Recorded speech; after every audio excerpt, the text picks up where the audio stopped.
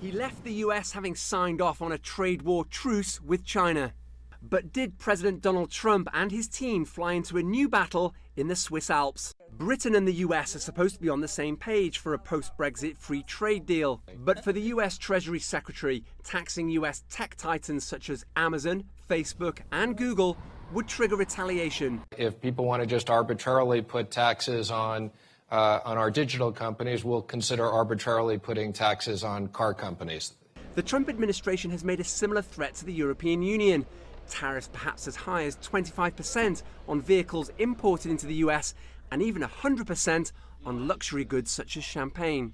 At least the US has found an accommodation with France, among the most vocal critics of Silicon Valley companies with a history of paying little to no tax in Europe. There is now a joint global framework between France and the United States on this digital tax. France is ready to postpone the payment of its digital tax installments to December 2020.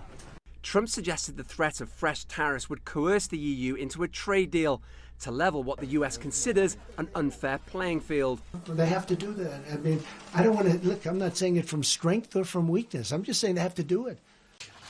And that will be put to the test when the US and EU next meet for trade talks. Thank you very much. It's great to Owen Fairclough, CGTN.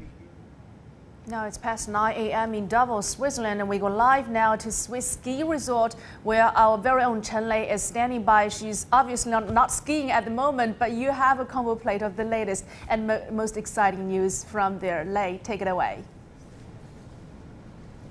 Yes, Lily. In fact, minutes ago, I was at the U.S. delegation press conference with the Treasury Secretary Mnuchin and also Commerce Secretary Wilbur Ross and the Labour Secretary. And of course, the shocker of the press conference was when a reporter asked about Greta Thunberg advocating for getting investments out of fossil fuels, to which Steve Mnuchin answered, Greta, who is she? Is she an economist? She should go to college and then study economics. And there was some laughter from the audience. So that's the kind of tone that you're hearing. Of course, there was a question about Huawei and possibly the UK government using it for its 5G rollout, to which the answer was, yes, talks are still being had, but in weeks.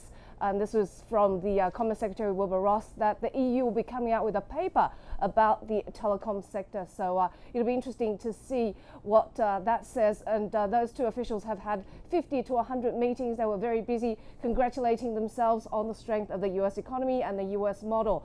So let's hear from some of the other attendees in Davos what they had to say about trade frictions.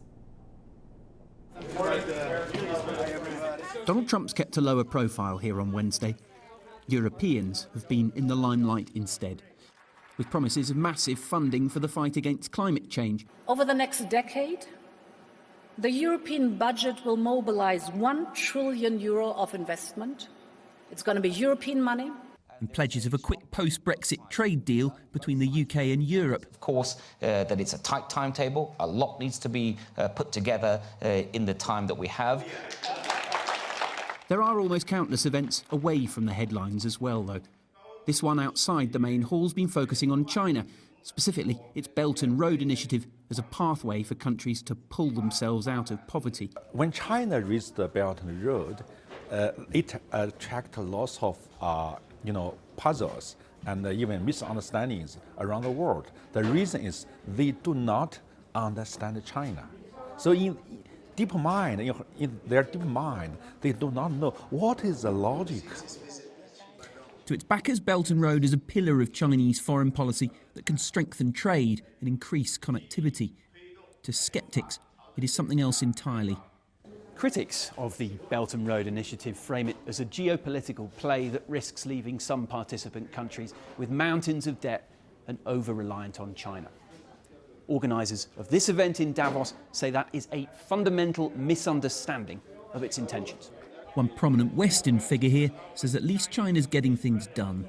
Democracy most of the time in the long run helps to keep the inclusive, high quality development. But sometimes in the short run it makes the decision-making process much more difficult, much more challenging. And for that reason we are arguing in these liberal democratic countries how to tackle the issues without making the decisions, and in China it works. On the surface, the story here is one of friction. Behind the scenes, in some cases, it's rather more cordial. Guy Henderson, CGTN, Davos.